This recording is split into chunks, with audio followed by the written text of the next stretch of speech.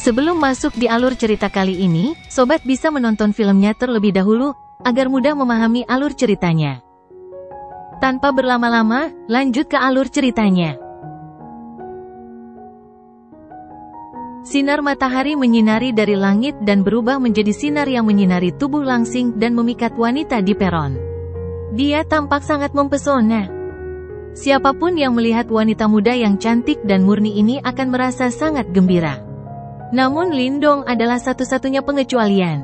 Ketika dia melihat wajah cantik Ying Huan, dia tanpa sadar mengusap hidungnya. Ternyata teman seperjalanannya kali ini sebenarnya adalah dia.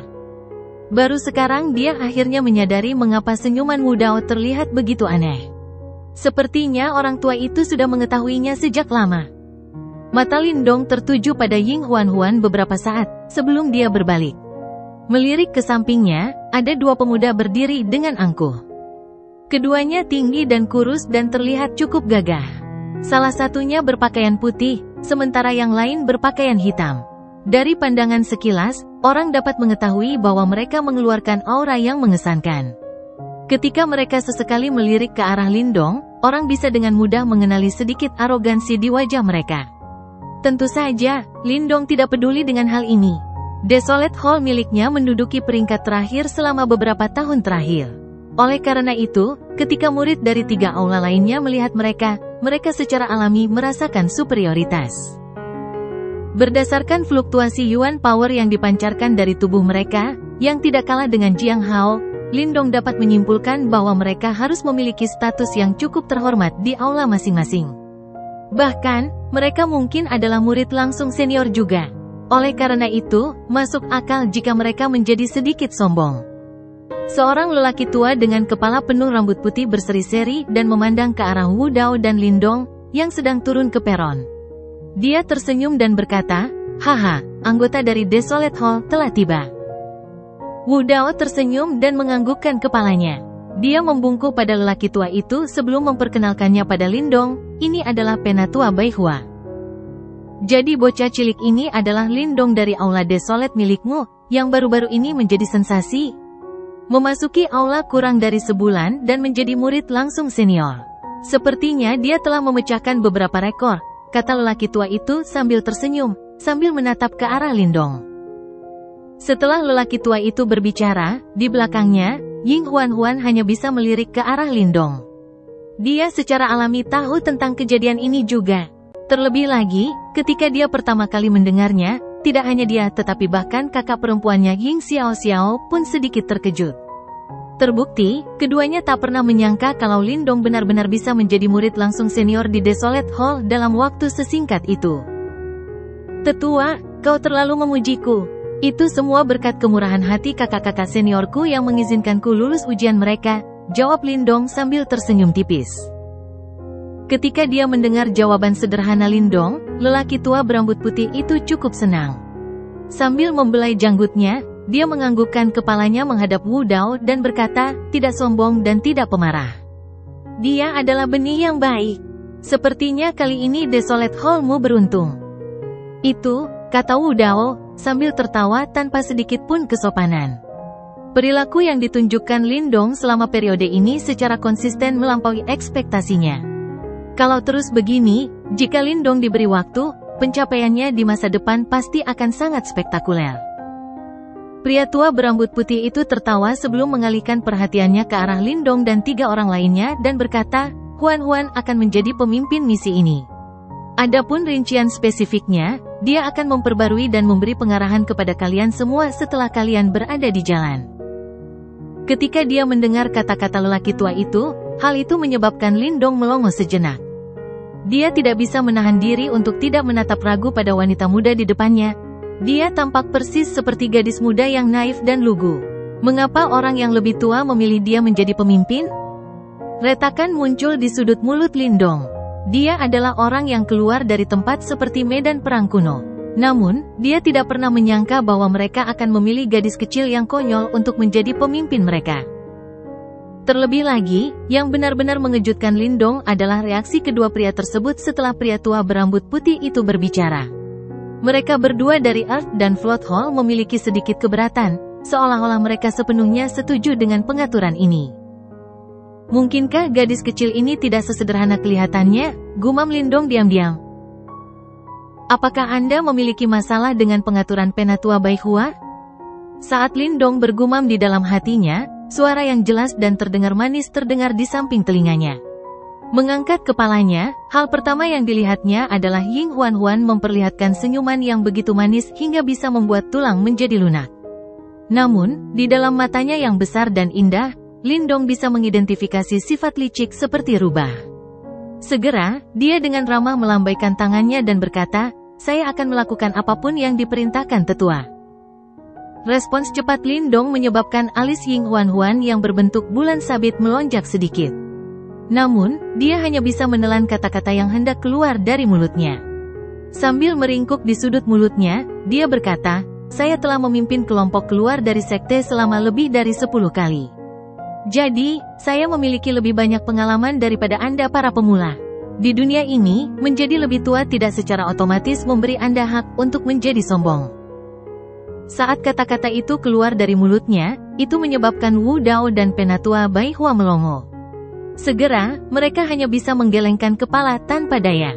Bahkan orang-orang yang tidak bersalah seperti mereka pun ikut terlibat dalam konflik ini. Sepertinya mulut gadis ini masih tajam. Ekspresi Lindong tidak berubah. Meskipun perbedaan antara usia Ying Huan-Huan dan pengalamannya membuatnya terkejut, itu saja. Mungkin Lindong tidak bisa menandinginya dalam hal pengetahuan dan pengalaman. Namun, setelah membantai jalan keluar dari medan perang kuno yang kejam, Lindong memiliki kehati-hatian dan kekejaman yang tidak dimiliki oleh para murid sekte super ini. Namun, ketika Ying Huan-Huan melihat ekspresi tenang Lindong, dia langsung mengatupkan giginya. Orang ini terlalu tidak sopan. Ayo pergi. Ying Huan-Huan dengan santai melirik Lindong. Setelah itu, tanpa ragu-ragu, dia mengulurkan jarinya yang semi-transparan seperti batu giok. Itu tampak seperti sebuah karya seni yang sempurna dan menyebabkan seseorang tidak dapat mengalihkan pandangannya. Jari ramping seperti giok Ying Huan-Huan melambai dengan santai di depannya. Suara jernih tiba-tiba terdengar, sebelum menghilang di langit. Tidak lama setelah suara itu menghilang, teriakan nyaring terdengar dari gunung besar yang menghijau tak jauh dari situ. Suara itu berasal dari seekor burung condor hijau besar yang terbang ke peron sambil membawa hembusan angin kencang. "Ayo pergi, kami akan pergi dan kembali dengan cepat." Saat tubuhnya yang memikat bersinar, Ying Huan-Huan menaiki burung condor hijau itu. Setelah melihat ini, para murid dari bumi dan balai banjir segera mengikuti di belakangnya. Lindong ragu sejenak sebelum memberi hormat pada Wu Dao dan Baihua lalu pergi. Di atas cakrawala, kepakan sayap burung condor hijau menciptakan hembusan angin kencang saat terbang melintasi langit. Kecepatan yang mereka tempuh secepat kilat. Lindong duduk bersila di belakang burung condor hijau. Condor ini jelas bukan makhluk biasa.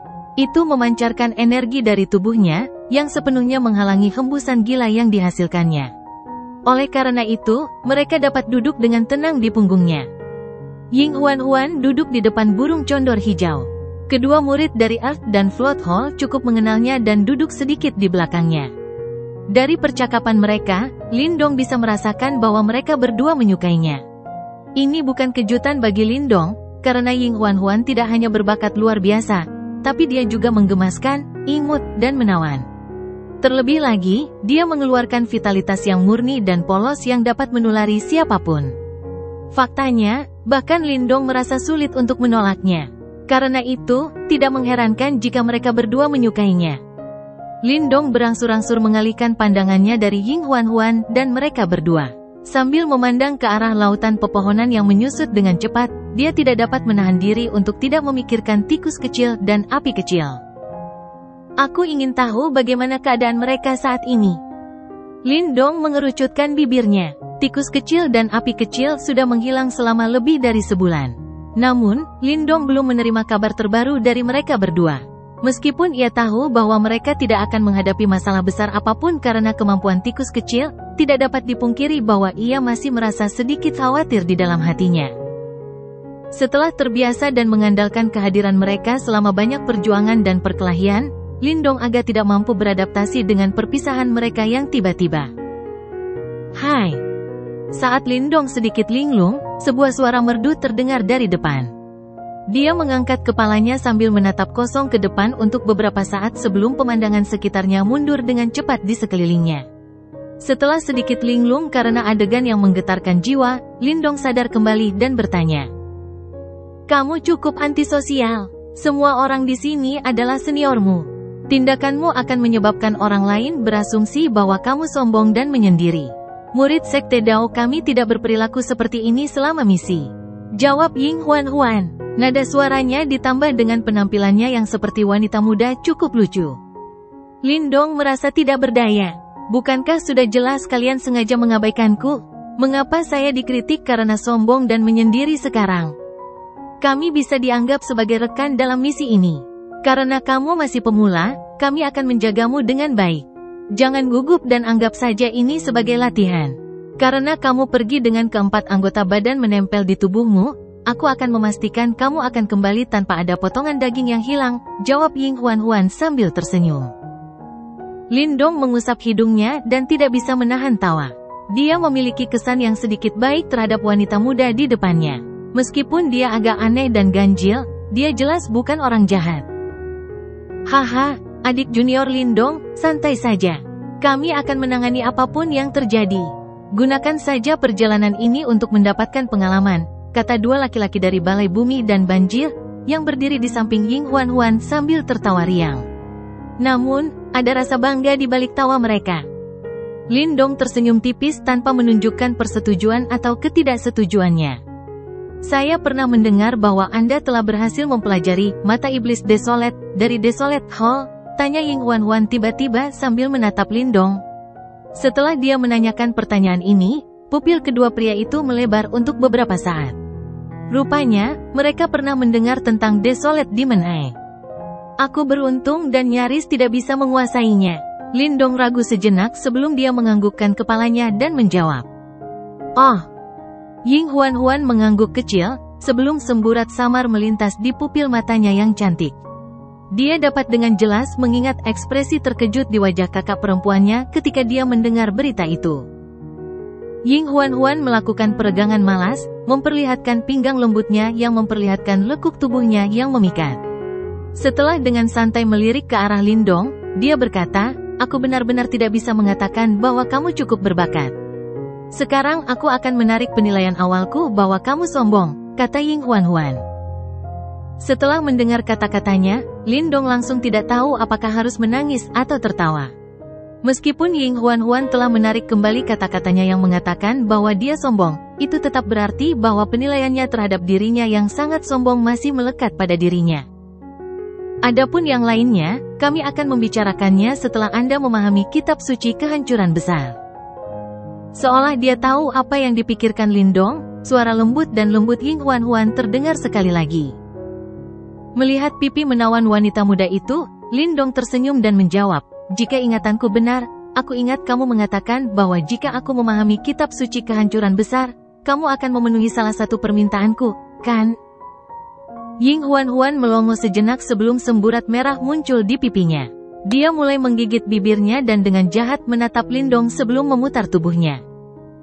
Saya hanya khawatir Anda tidak memiliki kemampuan untuk memenuhi kriteria ini. Menatap sosok wanita muda yang sedikit marah, Lindong tersenyum tipis. Sepertinya misi ini tidak akan membosankan seperti yang dia bayangkan. Tempat di mana kita akan pergi disebut Blood Rock Grounds. Ini akan memakan waktu sekitar 5 hari perjalanan dari Dao Sect. Karena daerah itu terletak di persimpangan antara perbatasan beberapa sekte super, itu telah berubah menjadi wilayah yang cukup kacau. Bahkan beberapa buronan yang paling menakutkan sering mengunjungi tempat itu. Burung condor hijau terbang melintasi langit biru yang biru. Ying Huan, yang berada di dalamnya, saat ini sedang memberi pengarahan kepada Lindong dan yang lainnya tentang misi tersebut. Daftar buronan sekte. Lindong sedikit terkejut. Dia juga memperoleh beberapa pengetahuan tentang wilayah Suan Timur selama periode waktu ini di Desolate Hall. Daftar buronan sekte dikeluarkan bersama oleh beberapa sekte super. Mereka yang muncul dalam daftar ini semuanya adalah ahli yang kuat dengan kemampuan yang mengejutkan. Saat itu, Senior Zhou Tong juga ada dalam daftar ini. Selain itu, dia ditempatkan di urutan teratas dalam daftar. Tentu saja, ini dikeluarkan oleh gerbang Yuan dan akhirnya dihapus karena keberatan dari sekte Dao kami. Lin Dong tercengang. Zhou Tong senior ini benar-benar menimbulkan masalah kemanapun dia pergi. Setelah tiba di sekte Dao, banyak hal yang didengar Lin Dong tentang orang ini terkait dengan berbagai pencapaiannya yang luar biasa. Namun, dari sini, Lin Dong bisa menyimpulkan kualitas dari daftar buronan sekte tersebut. Jika seseorang tidak benar-benar terampil, akan sangat sulit untuk bertahan hidup setelah menyinggung beberapa sekte super. Oleh karena itu, yang terbaik adalah menghindari masalah saat kita sampai di Blood Rock Grounds. Meskipun kita adalah murid dari sekte Dao, prestise sekte super akan berkurang di tempat kacau seperti Blood Rock Grounds. Ying Huan menatap Lin Dong dengan matanya yang besar dan memperingatkan. Lin Dong mengerutkan bibirnya tak berdaya. Diceramahi oleh gadis yang seumuran dengannya ini, terasa sedikit aneh. Sekte Dao kami memiliki tambang kristal nirwana di sana. Kali ini, ada beberapa gangguan di sana yang mengganggu proses penambangan. Misi kami adalah mengamati area tersebut. Kemungkinan besar ada binatang iblis yang menyebabkan masalah ini. Misi ini tidak sulit dan jika semuanya berjalan lancar, kami akan dapat kembali dalam waktu setengah bulan. Lin Dong sedikit mengangguk. Dia tahu sedikit tentang tambang kristal nirvana dan itu mirip dengan pil nirvana. Di dalam kristal-kristal itu terdapat yuan power alami murni yang dicampur dengan ki nirwana. Selain itu, tambang kristal ini adalah sumber daya yang sangat penting bagi berbagai sekte super. Itu karena sungai pil dalam sekte tersebut harus diisi ulang dengan sejumlah besar kristal nirvana setiap tahunnya. Jika tidak, sungai pil akan habis secara bertahap. Setelah mengobrol sepanjang jalan, Lin Dong juga mendapatkan pemahaman tentang dua pria lainnya. Pria berpakaian putih itu bernama Jiang Kun. Dia adalah murid langsung senior di Balai Bumi dan dia juga berada di tahap 7 Yuan Nirvana. Pria berpakaian hitam itu bernama Yuan Ling dan dia juga murid langsung senior dari Balai Banjir dan sekuat Jiang Kun. Dilihat dari permukaannya saja, di antara mereka berempat, yang terkuat adalah Ying Huan. Fluktuasi Yuan Power di sekujur tubuhnya lebih kuat dibandingkan duo Jiang Kun. Sepertinya dia telah mencapai puncak 7 tahap Yuan Nirvana. Selain itu, entah kenapa, Lin Dong tidak bisa merasakan gejolak luar biasa di sekitarnya. Dapat dikatakan bahwa wanita muda di depannya jelas tidak sesederhana yang terlihat di permukaan. Lin Dong tersenyum dan hatinya juga sedikit rileks. Bagaimanapun, dia belum keluar setelah mencapai wilayah Suan Timur. Kali ini, dia bisa menganggapnya sebagai kesempatan untuk menjelajahi dunia luar. Blood Rock Grounds berada cukup jauh dari Dao Sek. Meski burung condor hijau terbang dengan kecepatan tinggi, perjalanannya tetap memakan waktu sekitar 5 hari. Lin Dong, yang duduk di atas burung condor hijau, tiba-tiba merasakan sesuatu ketika pagi hari ke-6 tiba. Dia mengangkat kepalanya dan melihat ke kejauhan. Dia bisa melihat bahwa hutan hijau subur yang semula berada jauh di depannya, tiba-tiba terhenti. Warna merah terang menyebar dari area yang bisa dia lihat. Warnanya seperti bumi sedang diserang oleh darah segar. Aroma jahat yang samar namun menakutkan muncul dari daratan. Ketika mendekati wilayah ini, Lin Dong bisa merasakan bahwa aura di sekitar tempat itu menjadi lebih berantakan. Aura-aura ini sebagian besar mengandung tingkat keganasan. Beberapa bersembunyi di kegelapan, sementara yang lain dengan ganas menyapu mata mereka yang gelap dan dingin ke arah burung condor hijau yang terbang melintasi langit. Ini adalah tempat yang tidak ramah. Lin Dong mengernyitkan alisnya sedikit ketika pikiran ini muncul di dalam hatinya. Sepertinya seperti yang dikatakan Ying Huan, ini adalah area yang cukup kacau. Kami telah tiba di Blood Rock Grounds. Di kepala burung condor, Ying Huan meregangkan pinggangnya yang malas. Dia segera berbicara sambil tersenyum, ayo pergi ke tambang dulu. Ada murid-murid sekte Dao kita yang berada di sana. Duo Jiang Kun tentu saja tidak akan menentang instruksinya. Terlebih lagi, Lin Dong tidak terbiasa dengan daerah tersebut karena ini adalah pertama kalinya dia berada di sini. Oleh karena itu, sebagian besar keputusan dibuat oleh Ying Huan. Duduk di atas burung condor hijau, Ying Huan melambaikan tangannya dengan lembut sebelum burung condor hijau itu segera mengepakkan sayapnya yang besar, mengubah arah dan meningkatkan kecepatannya. Perjalanan ini hanya berlangsung selama setengah jam. Setelah itu, Lindong melihat gunung merah cerah muncul di hadapannya. Bahkan, ada kemungkinan untuk melihat beberapa bangunan dan sosok manusia dalam jarak yang cukup jauh di dalam pegunungan itu. Ying Huan tampaknya cukup familiar dengan tempat ini. Matanya hanya mengarah ke bawah sebelum dia mengarahkan condor hijau itu untuk mengurangi kecepatannya dan akhirnya mengelilingi puncak gunung sebelum turun perlahan. Tempat pendaratan mereka kebetulan adalah sebuah kotak batu. Segera setelah burung condor hijau mendarat, suara angin kencang terdengar dari jarak dekat. Setelah itu, lebih dari selusin sosok bergegas mendekat. Dari lencana di depan dada mereka, mereka semua jelas merupakan murid Sekte Dao. Ekspresi wajah mereka yang awalnya berhati-hati dengan cepat menghilang saat melihat Ying Huan. Yang menggantikannya adalah ekspresi penuh hormat. Huan. Di depan mereka ada seorang wanita, yang memiliki sosok agak kecil dan halus. Meskipun dia tidak secantik Ying Huan, dia memiliki sikap yang lembut. Wajahnya menunjukkan kegembiraan ketika dia melihat Ying Huan. Tingkah lakunya dengan jelas menunjukkan bahwa dia agak familiar dengan yang terakhir. Hehe, kakak perempuan Fang. Ying Huan juga menyeringai dan melangkah maju saat melihat wanita itu. Kak Fang, sehubungan dengan murid-murid yang mengikutiku untuk misi ini, kalian semua pasti sudah familiar dengan Jiang Kun dan Yuan Ling. Orang terakhir adalah murid baru dari Desolate Hall, Lindong. Ying Huan berbincang sedikit dengan kakak perempuan Fang, sebelum mengarahkan jari halusnya ke arah Lindong. Seorang murid baru dari Desolate Hall? Kakak perempuan Fang itu jelas terkejut mendengar ini. Matanya melihat ke arah Lindong dan berbicara dengan ragu, panggung 5 Yuan Nirvana? Blood Rock Grounds adalah tempat yang cukup kacau. Karena itu, Sekte Dao biasanya mengirim murid-murid kuat ke daerah ini dan sangat jarang melihat seseorang seperti Lindong. Tentu saja, dia bukan satu-satunya yang merasakan hal ini. Bahkan murid-murid Dao Sekte lain yang mengikutinya menatap Lindong dengan keterkejutan di mata mereka. Jelas, mereka tidak mengerti mengapa murid baru yang lemah seperti itu dikirim ke sini kali ini. Kamu tidak boleh meremehkan orang ini. Dia baru bergabung dengan Desolate Hall kurang dari sebulan, tapi dia sudah menjadi murid langsung senior Desolate Hall. Bahkan Jiang Hao tidak dapat melakukan apapun padanya. Ying Huan juga dengan jelas menyadari pemikiran di hati kakak perempuan Fang. Dia segera berbicara dengan lembut di belakang telinga orang tersebut.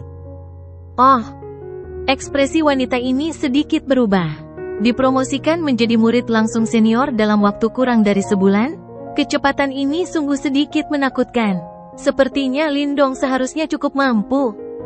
Ini adalah senior Yuan Fang dan dia juga murid langsung senior dari Sky Hall. Semua tambang ini dikelola olehnya. Ying Huan tersenyum pada Lindong dan memperkenalkan. Salam untuk senior Yuan Fang. Lindong menangkupkan kedua tangannya ke arah wanita itu. Meskipun dia tidak perlu memanggilnya sebagai senior mengingat statusnya sebagai murid langsung senior dari Desolate Hall, Lindong jelas tidak merasa bahwa ini akan menyebabkan dia kehilangan muka. Adik laki-laki Lindong terlalu sopan. Cara bicara Lindong juga menyebabkan ekspresi wanita itu melembut. Jelas, sapaan hormat Lindong menyebabkan dia merasakan perasaan yang baik terhadapnya. Kakak Fang, bawalah kami untuk melihat masalah yang muncul kali ini. Jika itu adalah binatang iblis yang menjengkelkan itu lagi, jangan salahkan nenek kecil ini karena kejam. Ying Huan meraih tangannya dengan kasar. Tindakannya, ditambah dengan penampilannya yang cantik, membuat semua orang tanpa sadar tertawa. Yuan Fang juga tertawa. Dia dengan sayang menepuk kepala kecil Ying Huan. Segera, matanya menjadi sedikit muram saat dia berkata, masalah kali ini agak aneh. Saya akan mengajak kalian semua pergi dan melihatnya terlebih dahulu. Yuan Fang langsung berbalik dan bergegas keluar saat dia berbicara. Ying Huan, Lindong dan yang lainnya juga segera mengikutinya. Setelah kelompok Lindong menghilang, sepasang mata yang mengandung kilatan gelap yang dingin, perlahan menghilang dalam kegelapan di puncak gunung yang jauh. Vena mineral kami adalah yang terbesar di dalam Blood Rock Grounds, dan ada sekitar 100 murid yang ditempatkan di sini. Tentu saja, jumlah tersebut tidaklah besar untuk tempat seperti Blood Rock Grounds. Untungnya, mengingat reputasi Dao Sek kami, jarang ada individu atau faksi yang berani menargetkan kami. Lebih dari selusin sosok terbang di atas urat mineral berwarna merah cerah. Di depan mereka, Yuan Fang memperkenalkan tambang-tambang ini, yang dimiliki oleh sekte Dao mereka, kepada kelompok Lindong di sepanjang jalan. Mata Lindong terus mengamati sekelilingnya saat dia berada di udara. Keamanan tempat ini bisa dibilang cukup ketat. Kadang-kadang, orang-orang melintas di udara saat mereka dengan cermat mengamati aktivitas di sekitar pembuluh darah. Ukuran tambang kristal nirvana ini jauh melebihi perkiraan Lindong. Saat itu, dia pernah menemukan tambang batu yang Yuan di kota Qingyang. Namun, tempat itu sulit menampung lilin jika dibandingkan dengan tempat ini.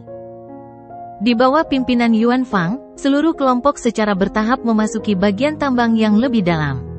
Dibandingkan dengan bagian luarnya, warna di sini semakin merah padam. Seluruh daratan tampak akan terbakar, membuatnya tampak sangat misterius. Tubuh Yuan Fang bergegas keluar sebelum tiba-tiba mendarat di puncak batu yang menonjol. Dia melihat ke depan, sementara Ying Huan, Lindong dan yang lainnya juga dengan cepat turun dan menatap ke kejauhan. Di depan puncak batu, ada hutan berwarna merah cerah. Pohon-pohon besar menjulang tinggi di dalam hutan, dan ketika angin bertiup ke atas dedaunan merah menyala, mereka segera berdesir dan menari, tampak seperti lautan api. Mata Lindong menyapu hutan merah cerah itu, dan matanya dengan cepat sedikit fokus. Dengan energi mentalnya, dia bisa merasakan puluhan aura di dalam hutan. Aura ini dipenuhi dengan kekerasan dan keganasan. Terlebih lagi, semuanya sangat kuat. Kemungkinan besar mereka tidak akan kalah dari ahli tahap 5 Yuan Nirvana. Binatang iblis, Lindong melirik Fang Yuan dan bertanya. Kera iblis kristal api, binatang iblis yang ditemukan di tanah batu darah. Mereka sangat merepotkan untuk dihadapi dan selalu muncul dalam kelompok. Selain itu, masing-masing dari mereka sangat kuat. Setidaknya ada 40 dari mereka di dalam.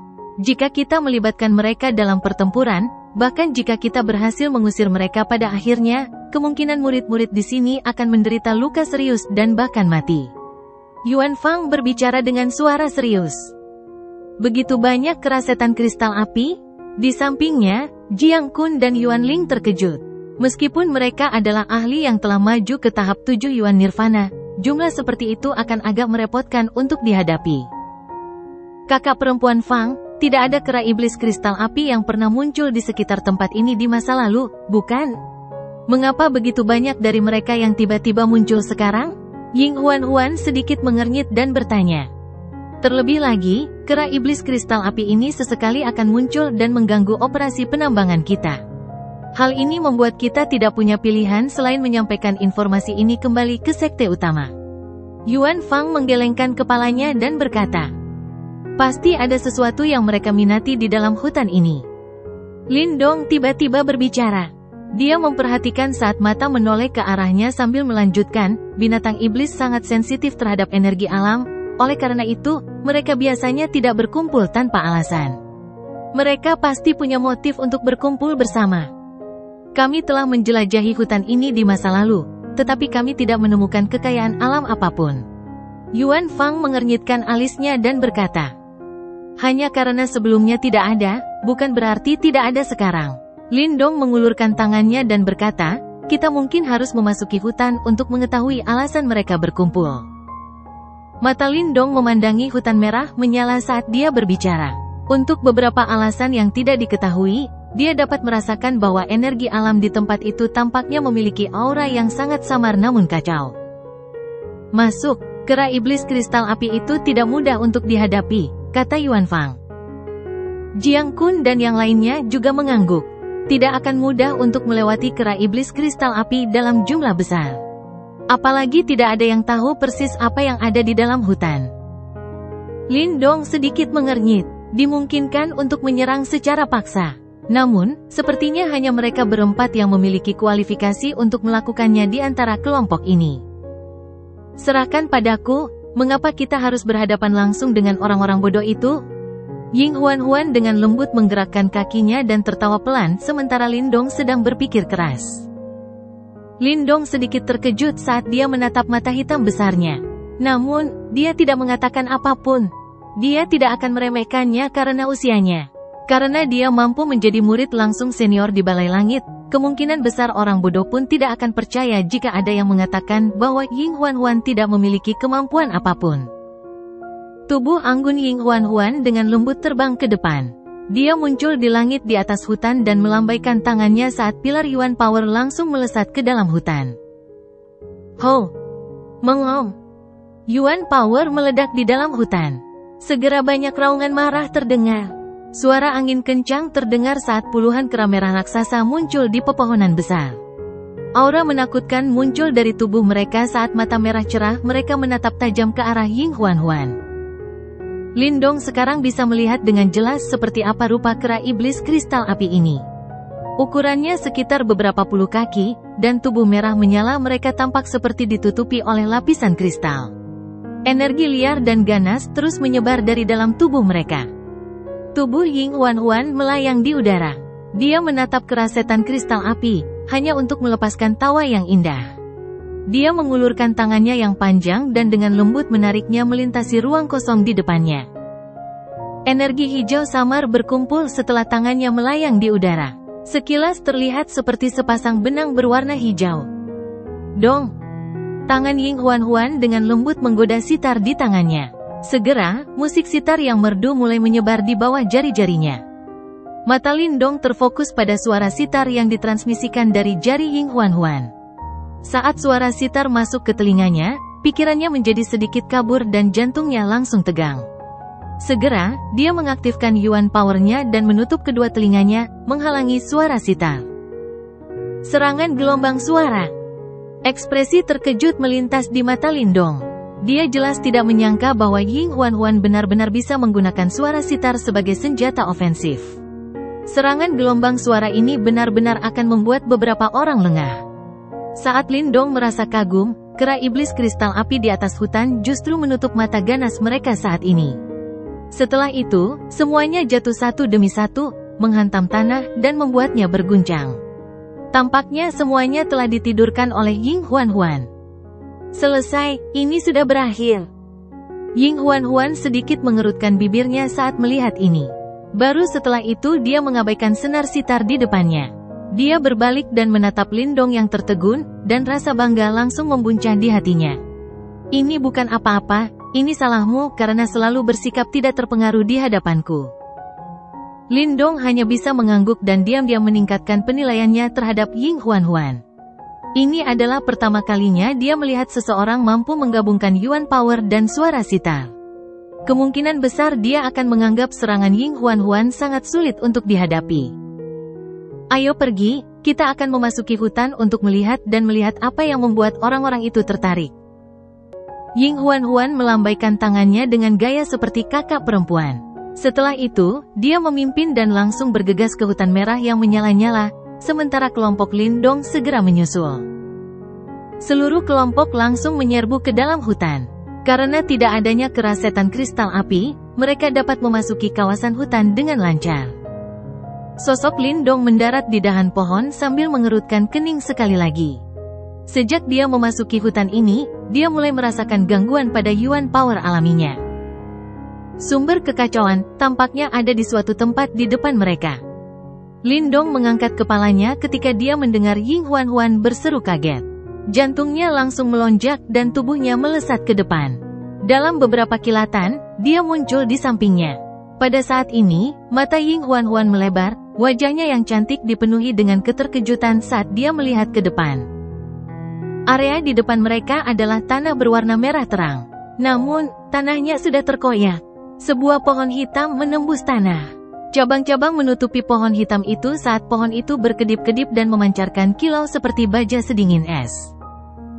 Ada kemungkinan untuk melihat beberapa simbol kuno yang tampaknya terbentuk secara alami di pohon itu, sementara riak yang luar biasa tersebar secara diam-diam.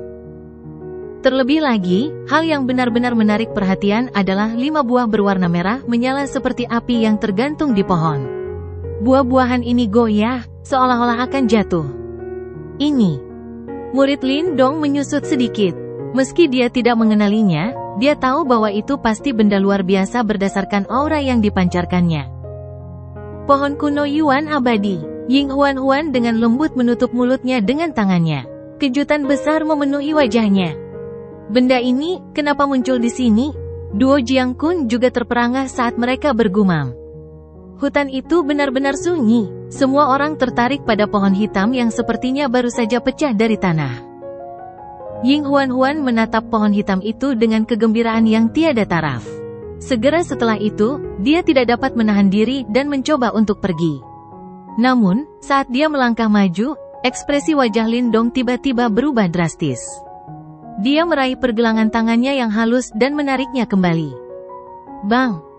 Tanah tempat Lindong dan Ying Huan berdiri tiba-tiba hancur berantakan saat Ying Huan meraih Ying Huan dan menariknya kembali.